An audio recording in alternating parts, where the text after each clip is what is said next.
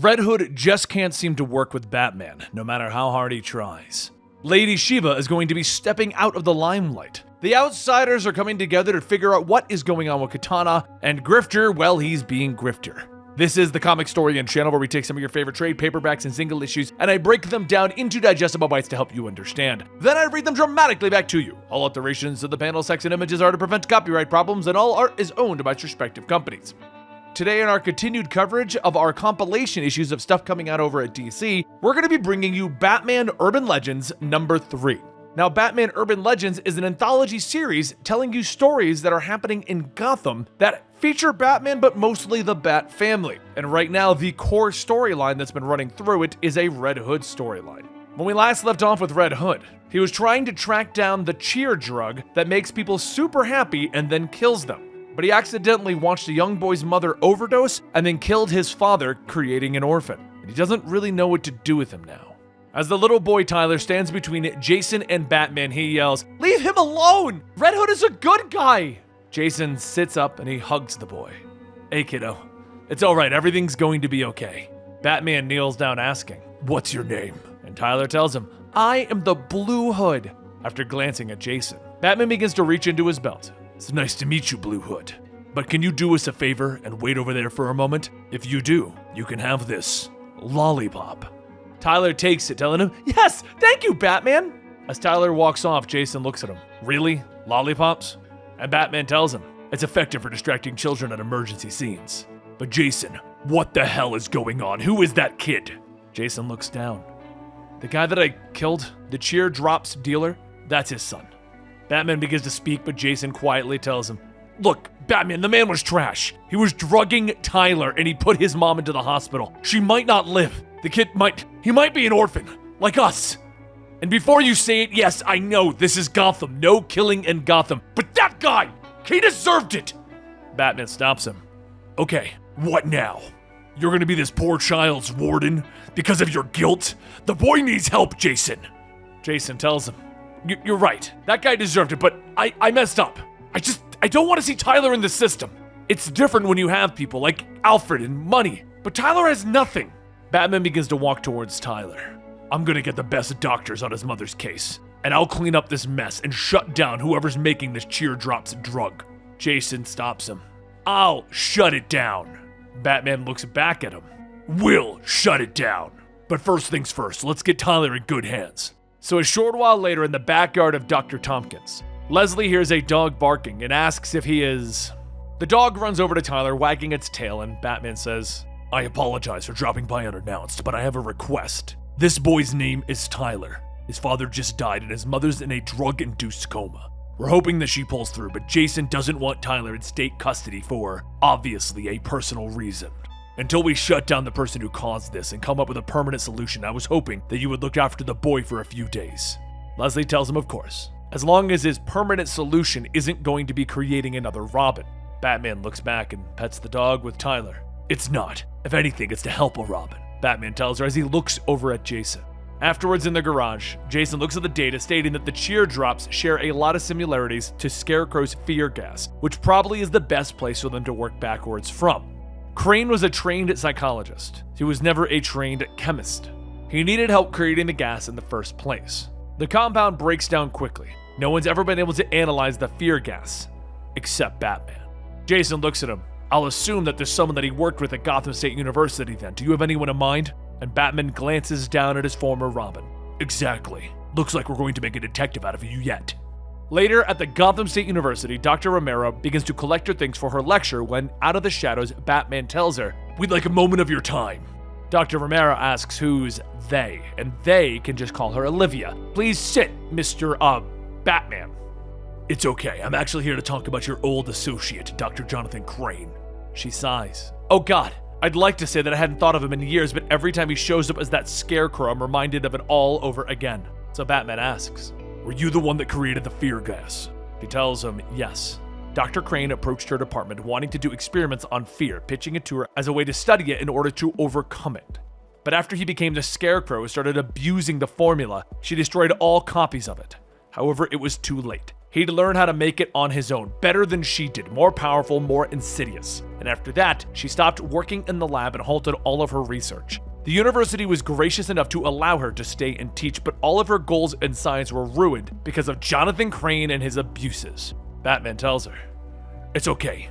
You don't have to continue. I'm only interested because the new street drug, teardrops, share chemical similarities with your original formula. I would love to hear any insights that you might have once you start studying the variant. I will also leave samples as well as a phone for you to contact me day or night." As the two leave, Jason asks if that's it. Are they just going to believe her? She wasn't lying. I did, however, scan her computer so that we have something to review back at the garage. If it wasn't Dr. Romero who made the teardrops, it was someone else who had access to her formula. Crane was too protective of it to let it get out of his hands. So we're just gonna go back to the garage and do what? We should hit the Bowery, crack some skulls, get some answers, Batman. Batman tells him, "It's broad daylight. It's best used for gathering clues." And Jason gets frustrated. "It's a waste of time! We could easily shake down the people using the drugs, get to the dealers, and then to the suppliers. Why would we wait until night?" Batman tells him, "We might not see eye to eye on most things, but there's a reason I've been able to operate as long as I have. We go out at night, we repair during the day. We aren't reckless, Jason." Jason scoffs, waving him off. "What you call reckless, I call saving more lives. Go hibernate in the cave while I get answers." So a short while later, Jason heads into the drug dens following a lead, but the abandoned apartment building is a little too quiet. No one is in sight. Jason basically talks to himself, stating that he could go knocking door to door. But as he gets close to apartment 2D, a cool mist begins to seep out. The mist begins to flow into his mask's ventilation, and just as Jason realizes that it was a trap, he can feel his entire body beginning to freeze over. The apartment door opens up and a voice tells him, "Hello there, young man. Looking for a hit or something?" At that moment, Mr. Freeze walks out holding his freeze gun and smiles. The next story in this anthology issue is Lady Shiva. As Batman weakly walks through the Batcave holding his bleeding arm, a voice tells him that they like the new place. Pretty cozy in here. And Batman asks, what is she doing here? Lady Shiva says that for someone who doesn't get very many visitors, she thought he'd appreciate a familiar face. She walks out holding a bag of takeout, and Batman tells her that the last time that they shared a meal, he regretted it. She laughs. "Come on, I wouldn't drug you twice. Gotta keep things fresh, Batman. Besides, you have to be hungry after a night of crime fighting. How about some pork belly from the best dim sum spot in Gotham?" Knowing he can't really say no, Batman tells her to come upstairs. Whatever it is she wants, now's the time to say it. She asks, can't they just have a little chat like old friends? And Batman wraps up his wound, telling her that she's never been one for small talk. The last time that he checked, they weren't exactly on friendly terms. She smiles. She's friendly when it suits her. But as Batman has his back turned, she quickly grabs a knife from the block and hides it in her coat. When Batman turns back around, she leans on the counter, telling him to come on, let's eat. As the two sit, Batman says that he knows why she's here. Every time that she pops up, it's always for one reason, to settle a debt. He let her come into his home, knowing that she might be here for the wrong reasons, but the pain in her eyes is the same as his. They both know loss, fury, and love. And all they have left now are memories. She picks up a piece of food and says that she doesn't remember much from when she was a child, but she does remember her mother's pork belly. And when the day came that she had to choose her last meal, it would be this. That heartfelt babble might work on Cassandra, but not her. She flips the table and yells that he was right. She hates chit-chat, and she'd rather let her hands do the talking. She rushes in, grabbing Batman, and throws him to the ground, asking, what does she want from him? She pulls out the knife and says, she wants a confession. Why did he have to take her daughter? Why Cassandra Cain? As the knife rips through Batman's arm, he yells in pain, asking, would you rather Cassandra have no one, crushed by the weight of loss that I have? And she stops him. You have played the poor orphan card way too much. She hits him in the back of the head, asking, you call that love? Cassandra is no orphan. You took her! As Shiva thrusts the knife forward, Batman catches it. I didn't take Cassandra! I know what it feels like to be alone, and I don't want that for anyone else. Not if I have something to say about it. Is that confession enough? She shakes her hand free and hits the handle, asking, when you did something for your own son, Damien, that boy's a ghost to you now. How does that feel? He's better off dying with his memories. And wouldn't it be nice to see Alfred again? Batman grips tighter on the blade, flicking it upward out of Shiva's hand, and he turns it on her. She yells, do it! Do it, you gutless, lonely man! And as the scuffle ends, Shiva quietly tells him, thank you. Batman asks, what?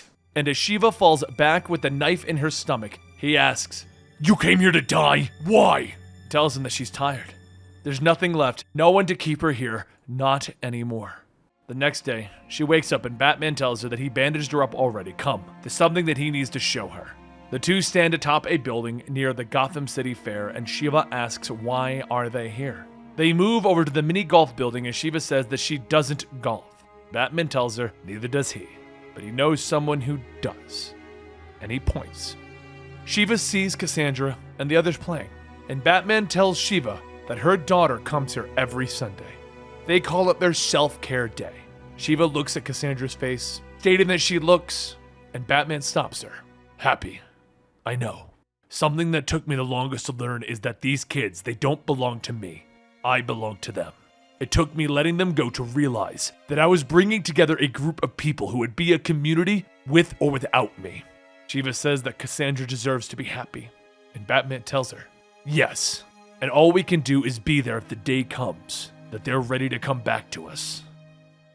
Next, we have the third chapter of Outsiders. Katana's sword contains the souls of enemies and her husband, but she's been getting a little too friendly with Black Lightning recently, and her husband's family wants the sword back. They feel that she is beseeching her ex-husband's name. Black Lightning and Metamorpho are trying to find Katana and save her, and that leads us to today. As the fighting between Black Lightning and Metamorpho rages on in the streets, Katana sits with Shiori, and Shiori asks if she can see. There is no reason that they couldn't be civilized about this. Katana says that she threatened her friends, and Shiori says that soon they will be gone, and then her concerns will be elsewhere. She probably noticed already that there is something added to the tea. Katana tells her, yes, she assumed. You gave her a sedative? Shiori tells her no, truth serum. Katana says, of course. How very civilized. Shiori goes on telling her that if she is not distracted by their battle on the astral plane, tell her, honestly, when did she stop loving her son? The other man that she has had in her heart, when did she know that she loved Black Lightning? Katana struggles for a moment trying to speak, and finally she says that she loves Masao, and she always will. And Jefferson, yes, she does love him, but as her friend, and that is where they are, and that is where they will remain. Outside, Black Lightning and Metamorpho finish their fight with Shiori's demons, and Metamorpho asks, when you said we were training together, I thought you meant we were actually training. Black Lightning tells him, yeah, that's what I meant. And Metamorpho tells him, well, that's cool too. Just got all excited for no reason there. But moments later, the two kick down the door to Shiori's inner chambers, and Katana tells them to stand down. Everything is under control. Shiori tells them yes, and congratulations are in order. She hoped they would be quite dead by now. Metamorpho yells that it's going to take a lot more than some weak magic and a bunch of souped-up henchmen to get them. And as Katana returns to the group, Shiori tells her to remember. She has 1 year to return Masao to his right place, to honor the commitment that she made once. 1 year and not a minute more. And as they're leaving, Metamorpho says that they were here to rescue her, so she still owes them a nice quiet meal. Later at the ramen shop, the team orders their food, and Katana says that they have been having ideas about what is next for the Outsiders. Black Lightning says the world is not getting better fast enough, and they think they know why. There are things out there, threats that are larger, more public teams aren't equipped to deal with. All of existence isn't always on the line, right? Sometimes not 1,000,000 trillion lives need saving. Maybe it's closer to 8,000 or 800, or maybe even 8. Even the Outsiders need rescuing. Metamorpho asks who does he have in mind? And Black Lightning says, well, there's 3 of them. This younger guy that they've been training up, Duke Thomas, he's on his way already. He'll be one of the greats. Can't stop him. What's going to make this team work? Katana, Black Lightning, Metamorpho, and Duke is a 5th member. It's someone different. Metamorpho asks who is their 5th member? Who is going to join the Outsiders? Black Lightning folds his arms and he smiles. The last story is Grifter. This has been the backup of every single Batman Urban Legends that is continuing the storyline of Grifter, who currently saved Lucius's life and acts as his bodyguard. Now, let's continue. Star City, 6 months ago. In a public bathroom, a man is thrown through a stall door and Cole asks if he's going to pay. The man tells him yes, he was just looking for him, and Cole tells him, well, you found me, and if you don't pay Mr. White this week, I can promise you that you won't need to be looking for me anymore. As Cole lights up his cigarette, a pair of men walk up asking if he's Max Cole.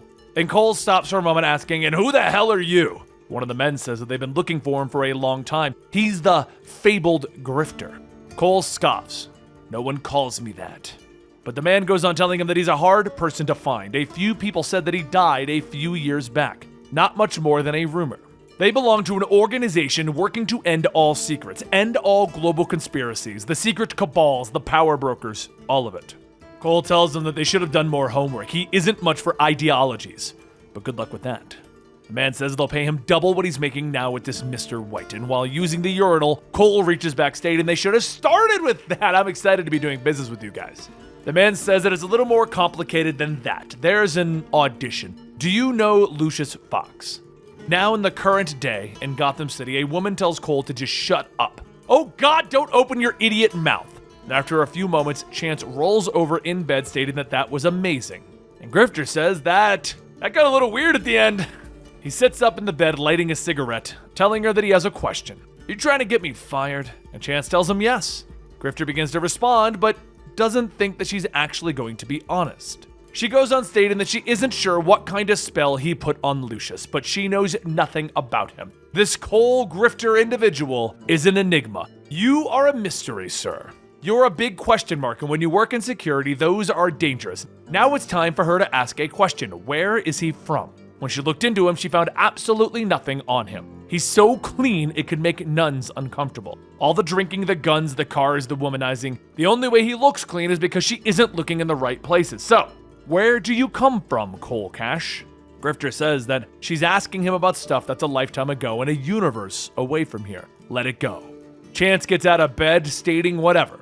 And as she leaves, Grifter's contact radios in stating that he has a way with the ladies, but he did put on a great show, even had the best seat in the house. Grifter walks over to the laptop on the table, taking it, holding it out the window, stating, "Thanks for not bringing a camera."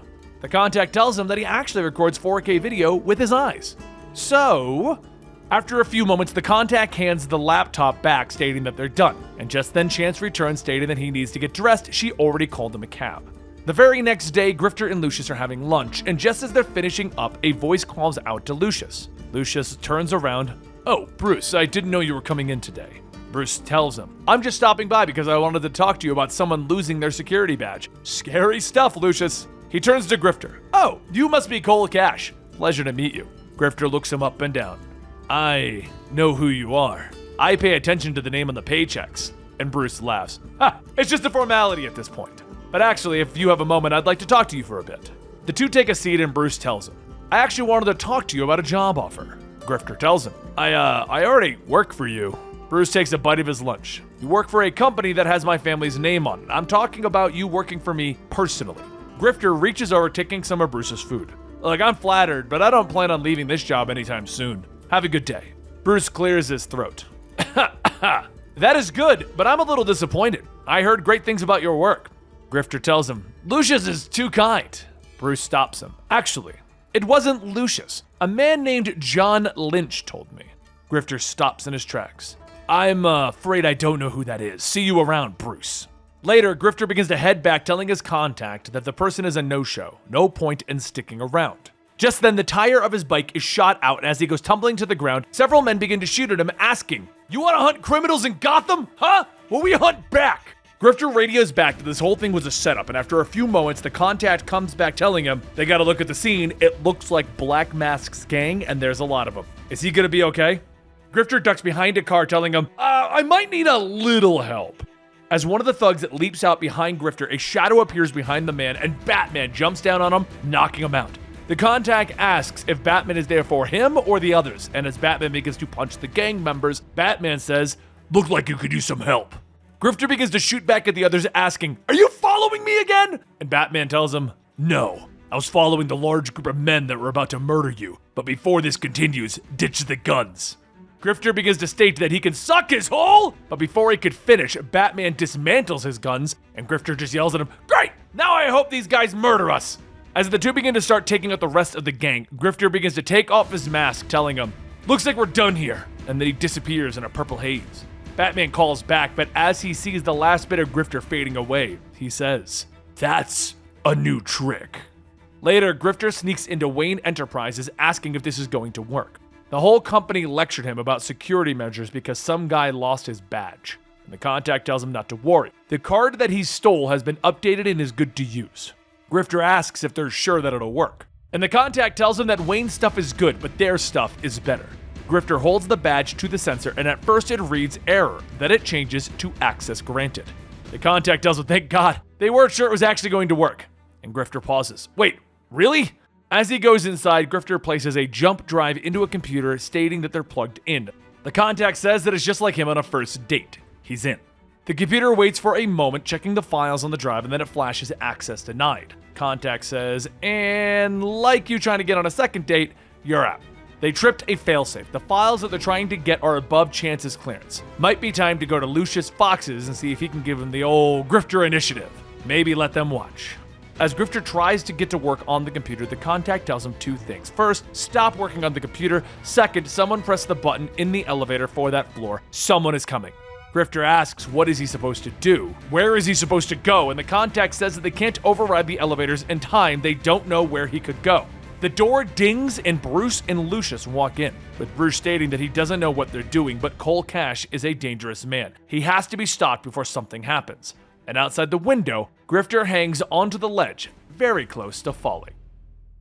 And there you have it, Batman Urban Legends issue number 3. They continue stories of the Outsiders, Red Hood, and Grifter, and then they always throw in that little bit of an extra story, which I personally enjoy. Last time we had Batgirl, this time it was Shiva, and overall, these stories have just been incredible. If you're kind of new to the change-up that we've done here at the channel, every week a bunch of comic books come out, and the week after, I bring you all my favorite issues in these compilation videos. Each of them will be 20 to 30 minutes long, so if you want to keep up with comic books, consider sticking around at this channel, as every week I bring you more and more comic book issues right here at Comicstorian in my style. But we also do a second type of video over here. It's known as a true complete story, where we take 6 issues to 12 issues of an arc, we put them together for something that you can all sit and enjoy for one complete story. And we also do full stories, which is basically all of these videos put into 1 hour to 3 hour long video. What I'm getting at is, if you like comic books and you want to keep up to date, consider sticking around at our channel, as every day I bring you something DC or Marvel related.